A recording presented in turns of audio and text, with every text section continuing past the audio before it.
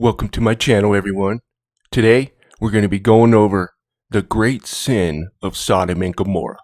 But before we get into that, I do regular biblical videos on Mondays. Every Thursday is a Warhammer 40k Lore in the Bible series, and every Saturday is my Christian Nerd Reacts. And then I also do a comedy series within the Warhammer 40k Bolt Gun game, and it's called Rise of Space Marine Dude. So if you want to check that out as well. The episode 11 was the best one. So, but anyways, if I've earned a like and subscription, please consider doing so. All right, now we're going to get into this. And we're going to get into the Sodom and Gomorrah stuff quick here, but I left these verses out last week because I guys felt you were getting tired of the deep and the Assyrian, because I keep bringing them up, but they keep showing up everywhere. And of course, she shows up in the religion of Sodom and Gomorrah. But anyways, so this is a verse that helps with the context of last week's video, or civilization before Adam. So, Genesis 1:2. And the earth was without form and void. Okay, this void here is the word tohu. Or bohu, sorry. And right here, it's without form is tohu. A desolation, desert, a worthless thing. Okay. We'll read the rest of this. So, and the earth was without form and void, and darkness was upon the face of the deep. Now, I'm going to show you this deep here is an actual entity. And how did darkness get on its face? But, real quick. Now, let's see what this says. Isaiah 45:18. For thus saith the Lord that created the heavens, God himself that formed the earth and made it. He established it. He created it not in vain. So he's saying here, where is it? Tohu. He says he created it not tohu. But here, it's tohu, right? And the earth was without form and void. So, something happened here, right? And something happened to get darkness upon the face of the deep. Okay. Hold on. Oh yeah, here's some more proof that there were people, right? So this is Isaiah 14. This is the Lucifer scripture, right? They that see thee shall narrowly look upon thee and consider thee, saying, is this the man that made the earth to tremble, that did shake the kingdoms? And then you go up further, right? So the Lord hath broken the staff of the wicked and the scepter of the rulers. This is still the Lucifer chapter. He smote the people, right here, in wrath with a continual stroke. He that ruled the nations in anger. So in my opinion, and the reason why I say my opinion, guys, because it is exactly that. Until Jesus waters it for you, right? I am not your teacher. And it sucks that I have to keep saying this, right? But I am not your teacher, right? I'm just a person on YouTube giving you what he thinks the Bible says, right? And until Jesus waters that for you, that's what it should be. Just my opinion, right?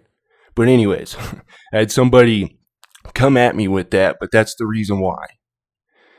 But anyways, we're going to see who the deep is.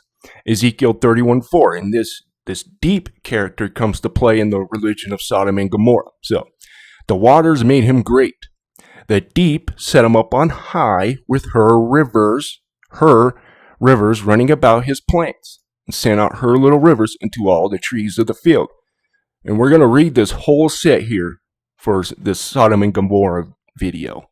But anyways, so the deep with her rivers. Now, who is this deep? In 1 Enoch 60 talks about a female leviathan being put into the abysses of the ocean. Well, Isaiah 27:1.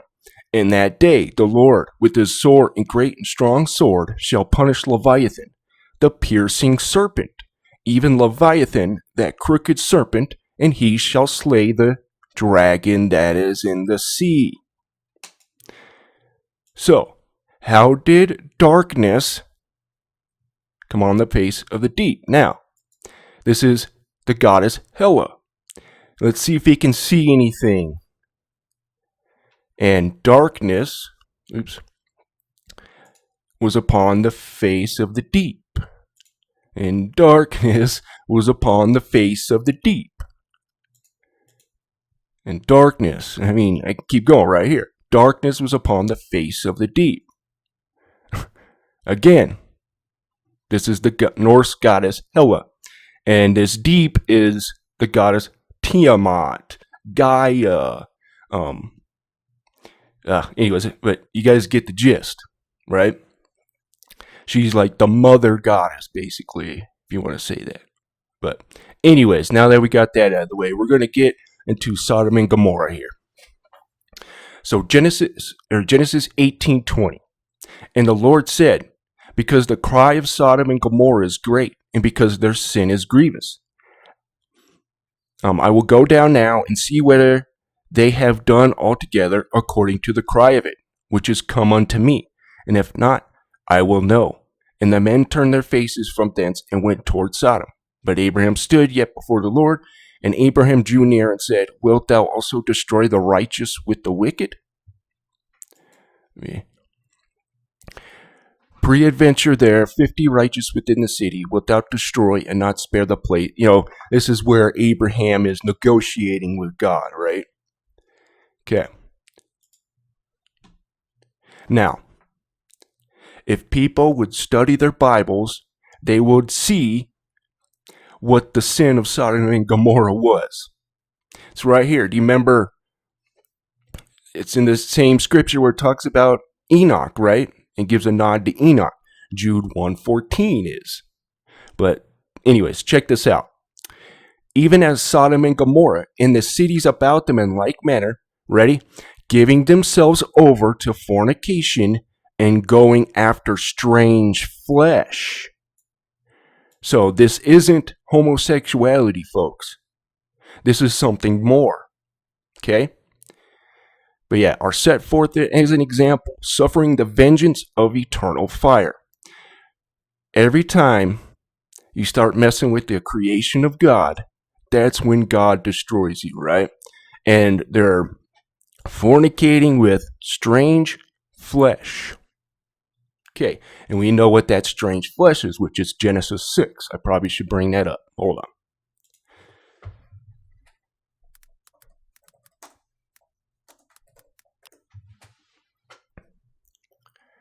Uh-oh. That's not what I wanted.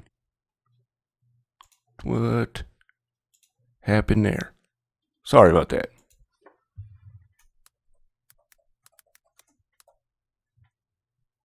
What? Okay. Somebody doesn't want you guys to see this.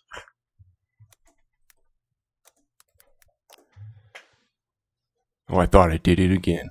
Anyways, okay, Genesis 6. And it came to pass when man began to multiply on the face of the earth, and daughters were born unto them, that the sons of God saw the daughters of men that they were fair, and they took them wives of all which they chose. And the Lord said, my spirit shall not always strive with man, for they also is flesh, and yet his days shall be 120 years. So God is basically saying, hey, you guys only got 120 years left before you're corrupted. And if, in my opinion, the reason why God was so harsh, because the last creation he had to destroy, right? Now, real quick, I also think there were righteous people in that day too, right? Because one thing you'll see is that these angels, you'll see in here, they look like men.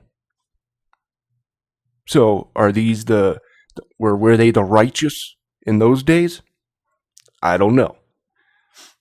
And I'm talking about the messenger angels, right? The ones that look like men. I'm not talking about cherubim and all that stuff. There is an actual class called the Malkiel, which just means messenger. So, anyways, there were giants in the earth in those days, and after that, when the sons of God came into the daughters of men, and they bare children to them.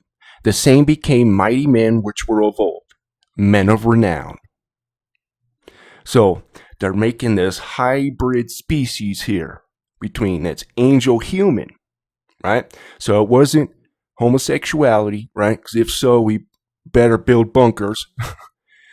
So they were messing with this strange flesh, these Nephilim and angels and all that. Because if you wonder why the men didn't go after the daughters, they wanted the angels, right? But anyways, we'll get to that. I'm getting ahead of myself here. Okay. Okay. Right here. Now, 1 Corinthians 15, 39 through 42. All flesh is not the same flesh, but there is one kind of flesh of men. Pay attention to that, right? Because it says here, strange flesh, right? Going after strange flesh. Okay. And another flesh of beasts, another of fishes, and another of birds. There are also celestial bodies and bodies terrestrial. But the glory of the celestial one and the glory of the terrestrial one is another. There was one glory of the sun, one glory of the moon, another glory of the stars. For one star differeth from another star in glory. And of course, I brought that up in videos a few weeks ago. But anyways, so also it is the resurrection of the dead. It is sown in corruption. It is raised in incorruption. So there is one flesh for men. So if it was, let's say, homosexuality, it wouldn't say strange flesh. Right? It would just say man laying with another man. But no, it says here, going after strange flesh. Okay. And trying to create these hybrids, these Nephilim, right? Okay. Ezekiel 16:47. Yes, or yet hast thou not walked after their ways, nor done after their abominations, but as if it were a very little thing, thou wast corrupted more than in all thy ways. As I live, saith the Lord, or Lord God, Sodom, thy sister, hath not done, she nor her daughters, as thou hast done, and thou and thy daughters. Behold, this was the iniquity of thy sister Sodom. So here's some more. There wasn't just the strange flesh, right? So we got pride, fullness of bread, an abundance of idleness was in her and in her daughters. Sounds a lot like today, doesn't it? But anyways, in her and her daughters, neither did she strengthen the hand of the poor and needy, and they were haughty, and committed abomination before me. Therefore I took them away as I saw good. Right? This elitism, right? It's what you kind of see today, right? And it's this, blue blood mentality, right? That they're the fully evolved ones, right? And they have the blue blood. They have the Nephilim blood, right? This God-like blood, basically, according to them. And then they treated everyone else like crap, right? And then, of course, pride, fullness of bread, and abundance of idleness. Basically, the old saying, right? Bad things happen because good men do nothing. Right? I mean, it's true. Okay. Matthew 11:23. And thou, Capernaum, which art exalted into the heaven, shall be brought down to hell. For if thy mighty works, which have been done in thee, had been done in Sodom, it would have remained until this day. So Capernaum, which are exalted into heaven, shall be brought down to hell. For if the mighty works, which have been done in thee, had been done in Sodom. So basically, they're doing what they did in Sodom, it would have remained until this day. So they didn't do what was done in Sodom. Sorry. it would have remained. Right? This going after strange flesh.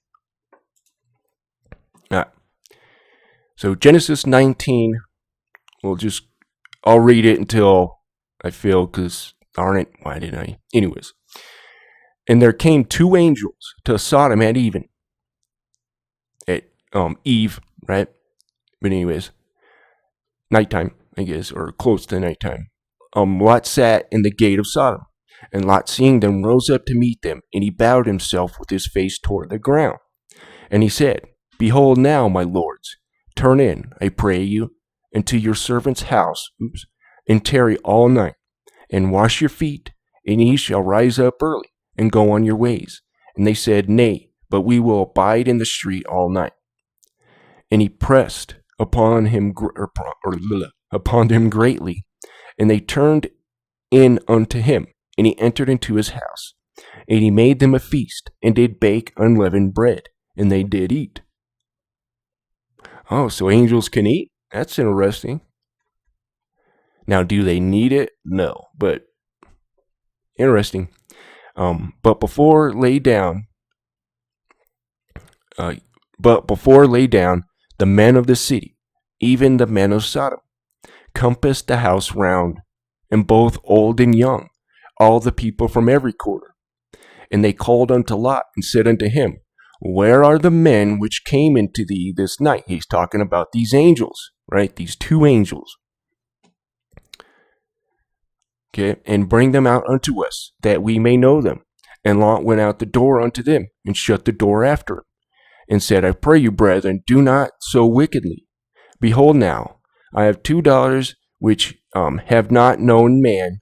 Let me, I pray you, bring them out unto you, and do ye to them as good in your eyes. Only unto these men do nothing, for therefore came they under the shadow of my roof. I don't know if sending your daughters out there is a good thing, but anyways. And they said, Stand back. And they said again, This one fellow came into sojourn, and he will needs be a judge. Now will we deal worse with thee than with them? So they're not happy with the girls. They want these angels, this strange flesh, right? Okay. And now deal worse with thee. And they pressed sore upon the man, even Lot, and came near to break the door. But the men put forth their hand, and pulled Lot into the house to them, and shut to the door. And they smote the men that were at the door of the house with blindness, both small and great, so that they wearied themselves to find the door. Yeah, if it were me, man, I would have been like, Hey, my daughters are staying here. Can you go get those guys, please? Is what I would have said. But anyways, there's probably more to that, in my opinion. But anyways, both small and great, so that they wearied themselves to find the door. And the men said unto Lot, Hast thou here any besides, son-in-law, and thy sons, and thy daughters, and whatsoever thou hast in the city, bring them out of this place. For we will destroy this place, because the cry of them is waxing great before the face of the Lord. And the Lord has sent us to destroy it. And Lot went out, spake with his sons-in-law, which married his daughters, and said, Up, get out of this place, and the Lord will destroy this city. But he seemed as one that mocked unto his sons-in-law. And when the morning arose, and the angels hastened Lot, saying, Arise, take thy wife and thy 2 daughters which are here, lest thou be consumed in the iniquity of the city. Okay, you guys know what happens there, right? All right. So now I'm going to bring up, now you see TV. They actually did something. It's called the Nephilim Religion of Sodom that forced God to destroy it, rising again. We're only going to watch like 10, 15 minutes of it, but it's very interesting. Now, of course, they have different beliefs on a lot of things than I do, but that's all right. Doesn't mean I'm right, they're wrong, or vice versa. Just means we disagree on some stuff, okay? But anyways, just want to get that out there. All right. Let me go to the right place here. Okay.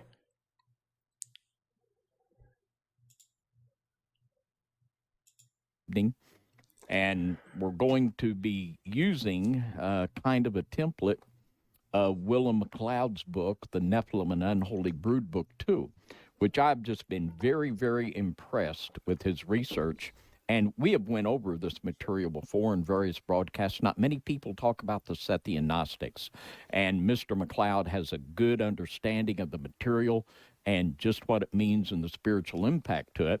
So we're going to set the table here and give a little explanation about what Sethian Gnosticism is, what its basic.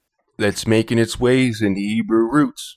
Well, it has made its ways in big time.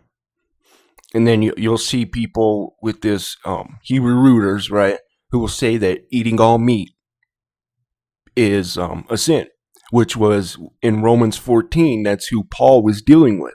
He was dealing with basically vegans, these Gnostic vegans, basically. They were saying it's a sin to eat meat. But anyways, Precepts is, and as we do this, you're going to see, wow, this is just what we got going on now.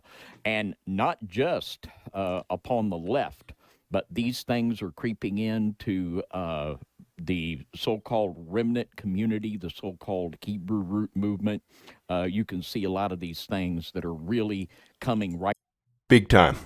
Big time. from this source. Now, I want to read something that Mr. McLeod said. This is on page 411 and of his book. And this gets the basic doctrine and the understanding of what these people believe.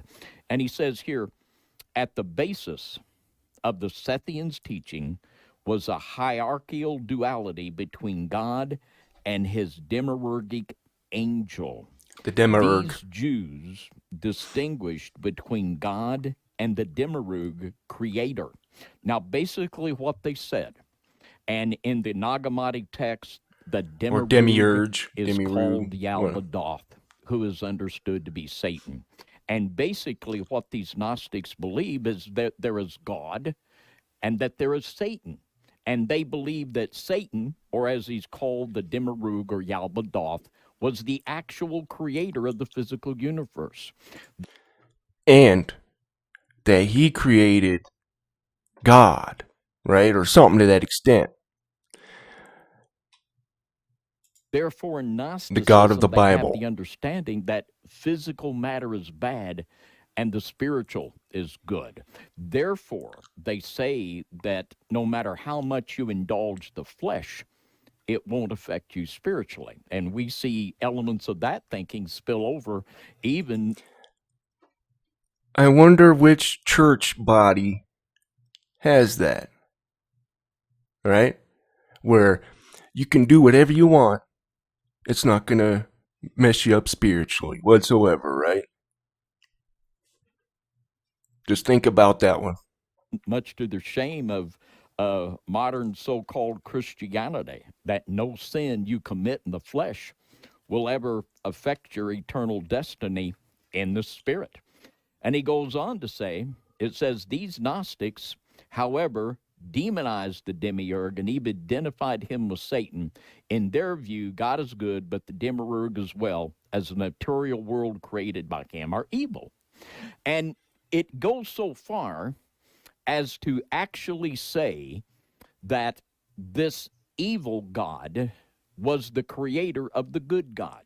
Now, this just gets totally wonky, and this just gets to what we might think is totally crazy, but this is what these people believe.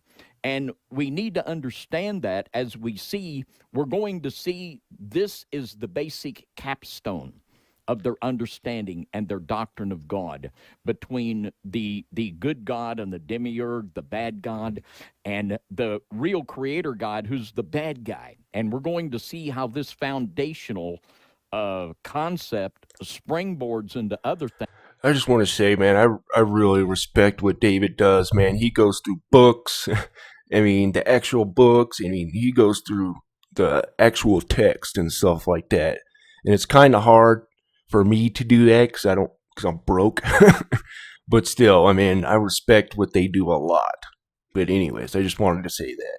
Things and how these things expanded and have filtered down in time. And if you guys don't know, these are the guys who showed that Satan was a seraphim, right? And the deep. Like, when I first heard the deep, I thought David was looking too far into that. And then I played Hellblade Senua's Sacrifice for the channel. Fortunately, you couldn't hear me because I didn't know what I was doing at the time. But anyways, you guys can kind of see it where I'm just sitting there like, whoa, this is the deep. And that's where Hela came in and all that stuff. So a lot of this stuff has been right. So I never, even though I may not agree with some of their stuff, man, I always give them a chance because they've been a lot, or been right a lot. So to the religion of Sodom, as we could very well say. Now, we'll read here from the Nag Hammadi scriptures, and as we have reiterated over and over again, these are 100% spiritually toxic. These things are obviously, to anyone that has the Spirit of God in them, they are so evil, they are so obscene, they are so totally. and this is used throughout the Hebrew root movement a lot.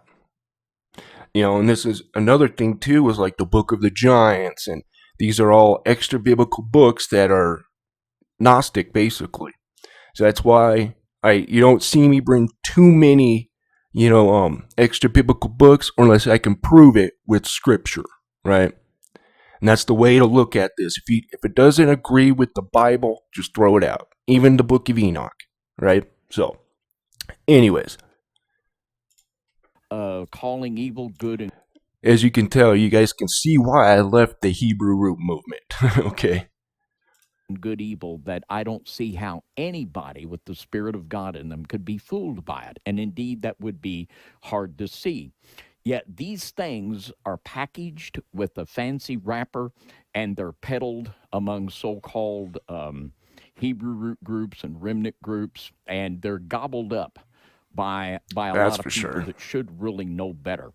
Now, I'll read here from Amen to that. this is the Nag Hammadi Codices. This is from one of the books in it called on the Origin of the World. And That's on the origin of the world. If you want to go look that up or whatever. I have a excerpt from that, which talks about androgyny. But we're getting to that. it says this.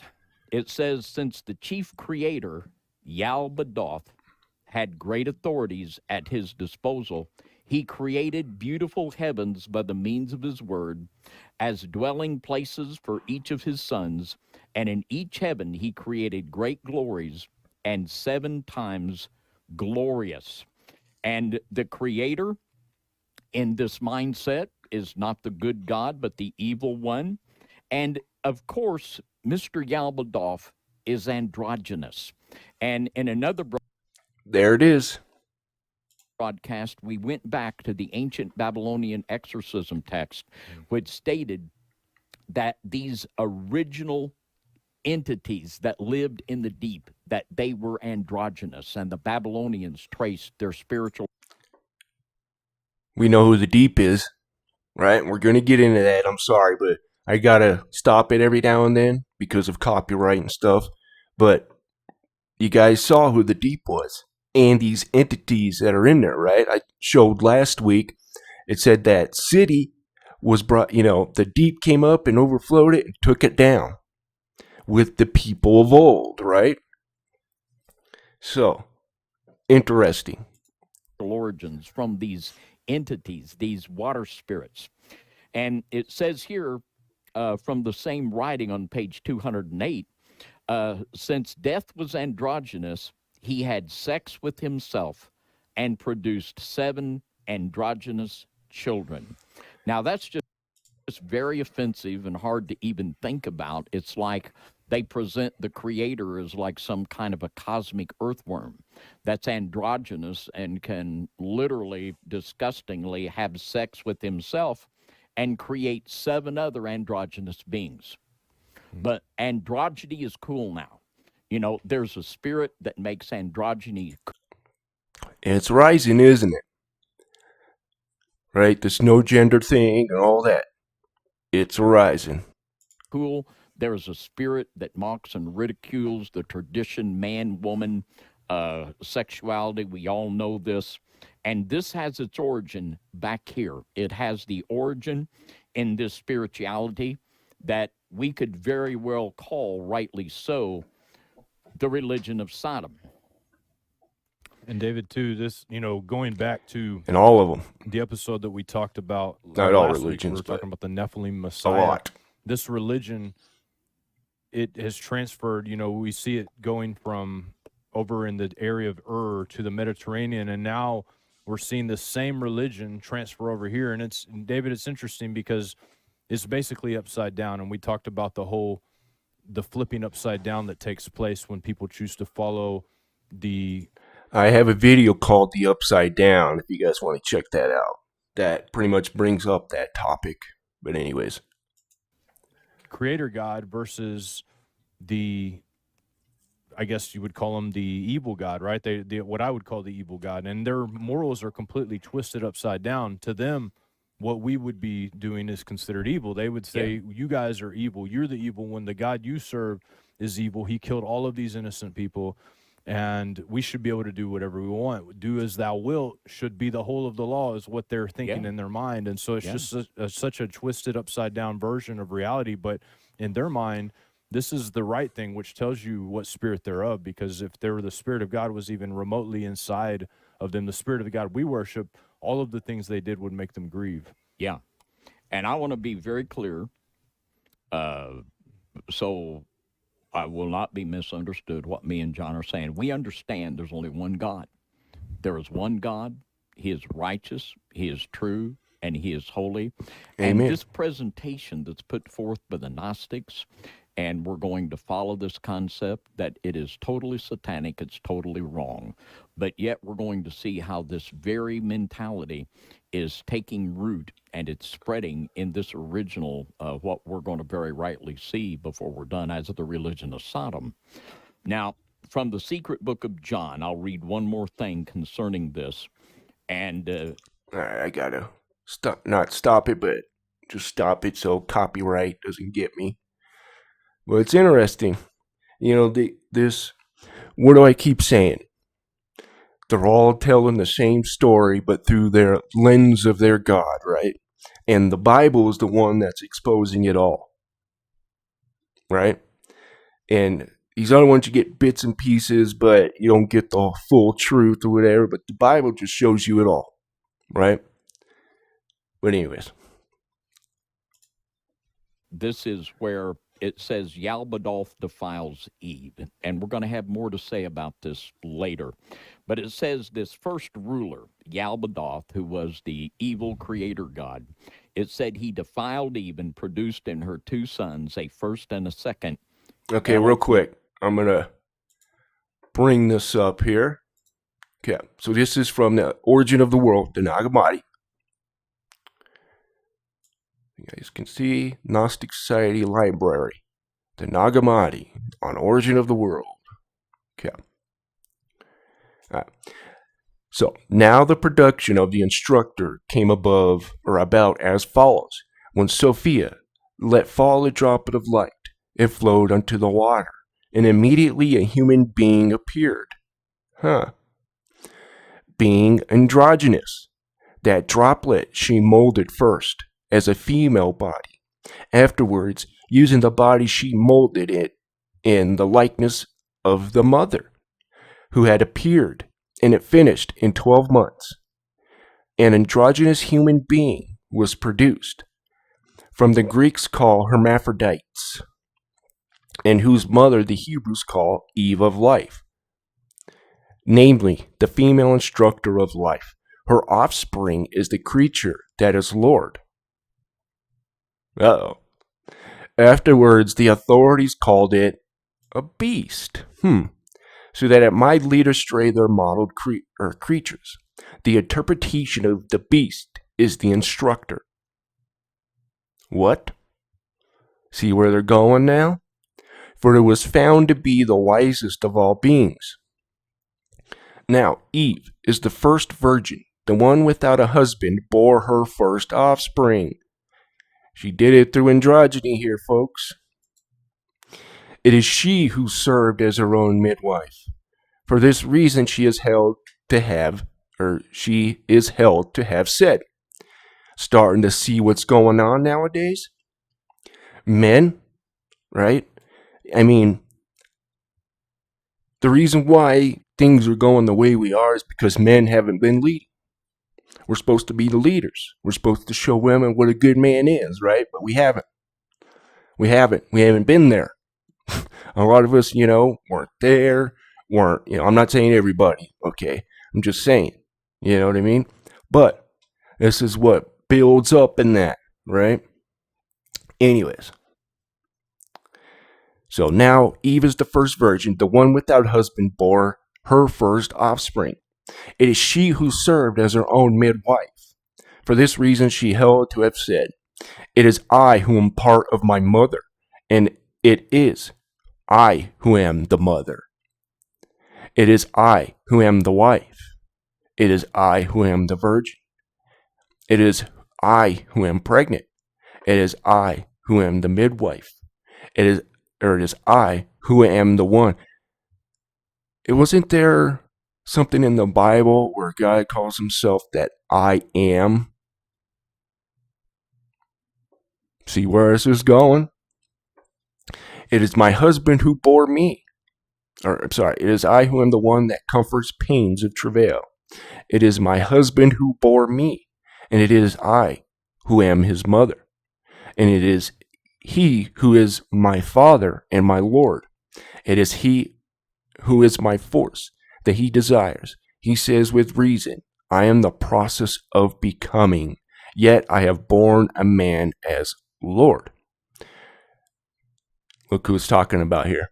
Now, these through the will, the souls that were going to enter the modeled forms of the authorities were manifested to Sabaoth, and his Christ. And regarding these, the holy voice said, multiply and improve, be Lord over all creatures. And it is they who were taken captive according to their destinies by the prime parent. And thus they were shut in the prisons of the modeled forms until the consummation of the age. Also, there's also a lot of stuff going through the Hebrew roots, and it's basically Gnosticism, okay?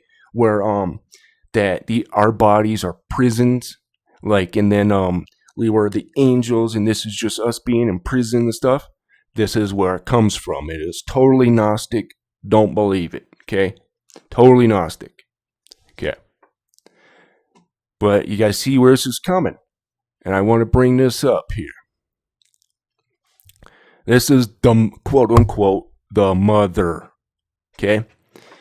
So Ezekiel 31:4. And we're going to keep reading here. And then we'll get back into the video. The waters made him great. The deep set him up on high, with her rivers running about his plants, and sent out her little rivers into all the trees of the field. So she's empowering all these entities. This is what the trees are. They're a metaphor, for these entities and cosmic creators and whatever you want to call them. Therefore, his height was exalted above all the trees of the field. So now he's getting more powerful. All right. And this is the Assyrian. So right here, if you want to see, of course, Son of man, speak unto Pharaoh, king of Egypt, and his multitude, right? Behold, the Assyrian. Remember how I told you the Assyrian is connected with Egypt? There it is again. The Bible literally calls him Pharaoh, king of Egypt. Okay, so behold, the Assyrian was a cedar in Lebanon with fair branches, with a shadowing shroud of a high stature, and his top was amongst the thick boughs. And also this proves, in my opinion, right, that there were people before Adam too. And you'll see why. So, of course, we got the waters made him great, right? The deep doing her stuff. Therefore, his height was exalted above all the trees of the field, and his boughs were multiplied, and his branches became long because of the multitude of the waters when he shot forth. So this is the mother, right? And I'll show you. In Elam is where this place, Sodom and Gomorrah, was around. So I'm guessing that these are the gods here. And one of them is Kirarisha, which was Great Lady, was the major goddess worshipped in Elam. She was like the mother. But anyways, let me get back. Keep reading this. So exalted above all the trees of the field, and his branches became long. Okay, all the fowls of heaven made their nests in his boughs, and under his branches did all the beasts of the field bring forth their young, and under his shadow dwelled all great nations. Okay, well, let's see when this was. Thus was he fair in greatness, and the length of his branches, for his root was by great waters. Ready? The cedars in the garden of God could not hide him. The fir trees were not like his boughs, and the chestnut trees were not like his branches. So this Assyrian guy was in the garden of God. So fir trees and the chestnut trees were not like his branches, nor any tree of the garden of God was like unto him in his beauty. I have made him fair by the multitude of his branches, so that all the trees of Eden that were in the garden of God envy him. So, because of these waters, right, the deep, aka Tiamat, Gaia, Hela, Karish, whoever this one is, right here. So, was the major goddess worship. Carissa is regarded as one of the most prominent Elamite deities by modern researchers. Elamite texts refer to as Mother of Gods. So, what she's doing here, she's empowering all these entities by her waters. Right? You know what? I'll bring up that.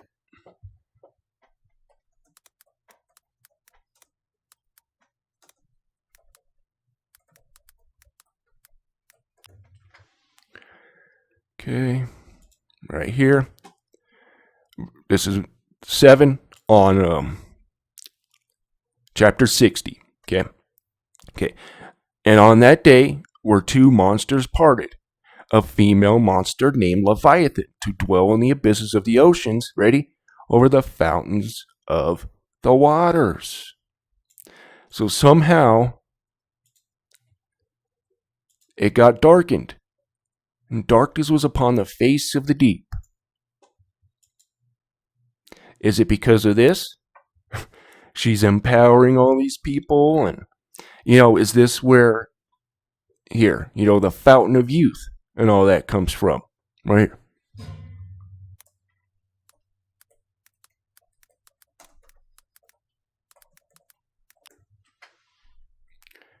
So Nephilim, check what this has. Nephilim contained a well, Verglamer, from which many rivers flowed. So she's empowering all these gods, right? She didn't create them. Okay, let's get that straight. God did, but she's empowering them. So this is where the religion comes from. So an inspiration of Hani Apir from the Neo-Elamite period describes her, Napirusha, and Tepi as gods who have always protected water and earth, or who have let thrive water and earth, as Napirusha's association with water is well attested. Walter, okay, I'm sorry. Henkelman proposes, or Walter Henkelman, okay, I'm sorry, I didn't mean to make fun of him, but purposes that Carissa could possibly be connected to Earth, right? Gaia, right? Same thing. And that she is the deity whose name is only represented by the logogram Ki, Earth in Sumerian, right? Again, Gaia, right? It's Gaia, Tiamat, Hela, Rhea, all kinds, right? They're all telling the same thing. But of course, by the lens of what their God is telling them, right? And in my opinion, our God is the one telling it the truth, right? The God of the Bible. And his son, Jesus Christ, right, is the truth. Okay, we're going to go back here. I'm going to finish listening to this. And of course, the video will be in the description if you want to check it out. And Yahweh. And literally, these people teach that the evil god, aka the demiurge or Yaldabaoth, was the creator of the good god. And there's another concept here we're going to pick up later on, that of what is modernly called the serpent seed doctrine. This is the origin of this serpent seed doctrine, which Which is, by the way, the Bible literally says Adam or Eve knew Adam and they bore Cain. Okay? Cain is not the serpent seed. There's a lot, it comes from Gnosticism again, right? But, anyways, it's not true. many people really just are, it's one of their hobby horse doctrines. They just love to spread this and harp about it and argue about it. And this is one of their foundational principles, that the evil God creates the good God by having sex with Eve. So we're going to be showing how that ties back in later. But this is an absolute, obviously, we shouldn't have to say that, but this is just absolutely a dark satanic concept. Very Now, much this so. idea that God is created, I mean, how crazy is that to think, in our Bibles we read, in the beginning, God created the heaven and the earth. And now they're saying, well, that guy was created by this guy. That's really insanity. But Okay, let's go this here. is actually, there's a chapter here that is called The Creation of God, and it says, King God, the infinite Ein Sof.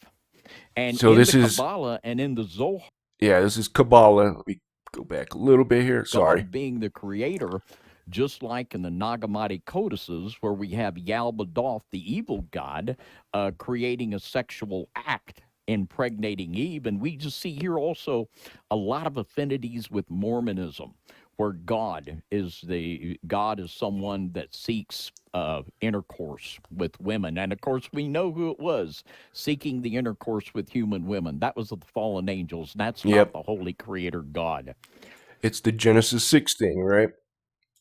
But actually, there's a chapter here that is called The Creation of God, and it says, King God, the infinite Ein Sof. And in the Kabbalah and in the Zohar, I did a video on Ein Sof a long time. This was like 2 years ago. If you want to check it out, you can, but it's not so good audio. You know how it goes when you first start. But anyways, I did do a video on that, and it talks about, the oral stuff. And anyways, this entity that created God is called the Ein Sof. And here's one of the many things that makes this so difficult to follow, is they hide this in layers and layers of gobbledygook throughout time. And Yaldabaoth is now Ein Sof, but it's the same supposed entity that creates the God. I mean, it's just absolute insanity. But it says here on page 12 of this book, it says, for the Zohar, therefore, the opening words of Genesis mean, with beginning, the ineffable source created God. So this androgynous type of religion was the religion of Sodom. And everywhere else almost. At least probably one of the oldest religions there is. So, right here.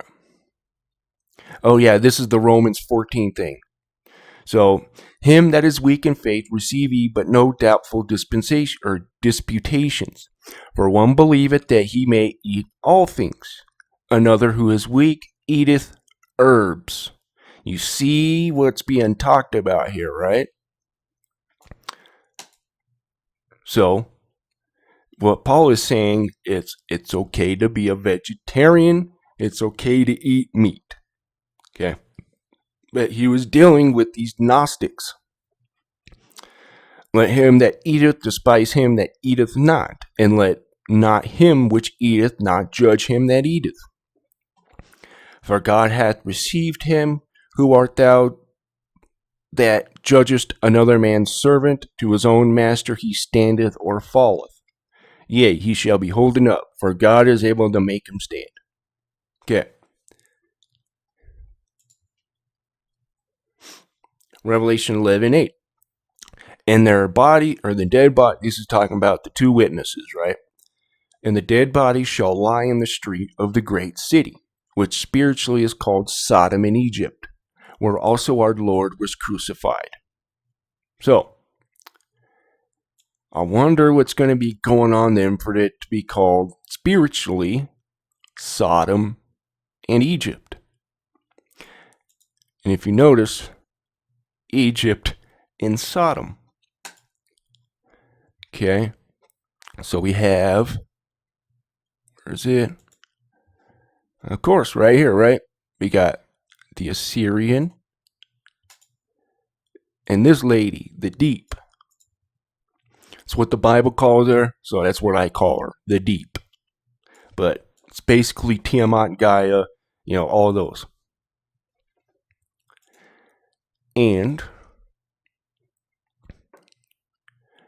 But I'm just saying, that's interesting. Are they going to be doing it again? Right? So, and that's in Israel, by the way, right? They're in Jerusalem or something like that. So something happens where Israel starts getting into this again. But anyways, I just wanted to bring that up.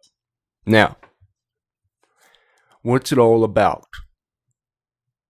Why androgyny? Why all that, right? Well, it's to basically take the reason out of life for you, right? You're not a name, you're a number type of thing. But anyways, Mark 5:9. And he asked him, what is thy name? And he answered, saying, my name is Legion.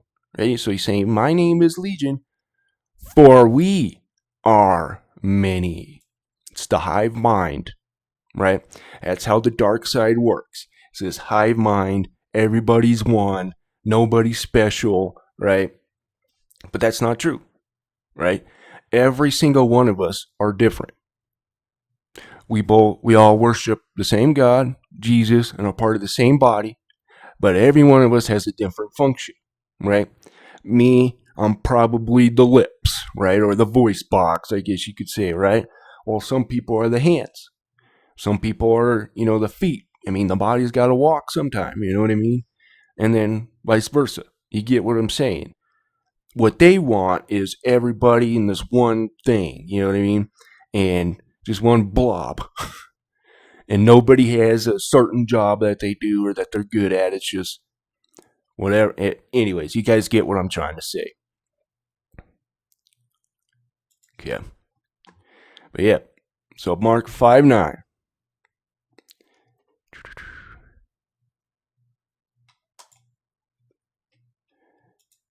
Hold on.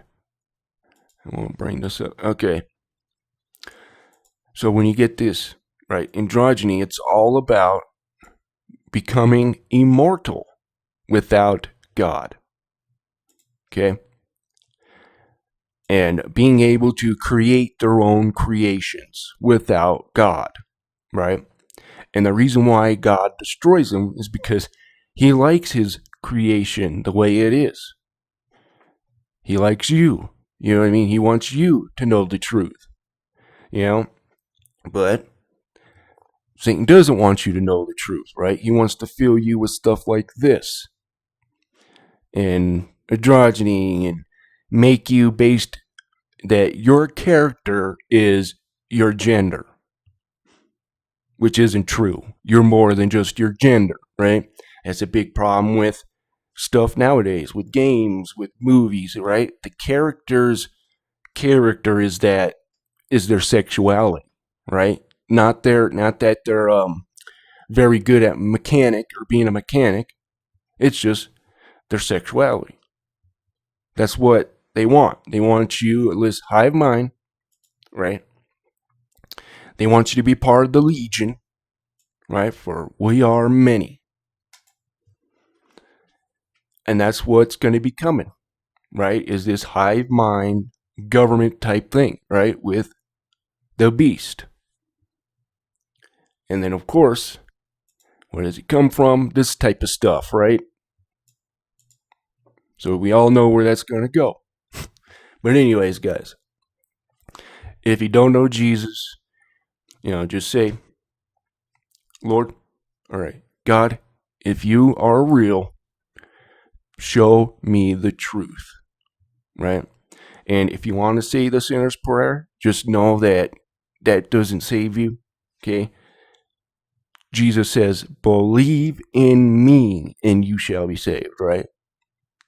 So I would just say this first, right? Just say, God, if you're there, show me the truth and show me that you do exist, right? And that's, I'll just say, that's a dangerous prayer because he's going to show you the truth, right? And he may not show up, here I am, or whatever, but he's going to show you through little processes that really wake you up. That's what he did for me, anyways. And it really woke me up. Like, it wasn't just, that's cool. No, it was like, whap, hit you in the face type of stuff. But anyways, thank you guys for watching, and you guys have a wonderful day.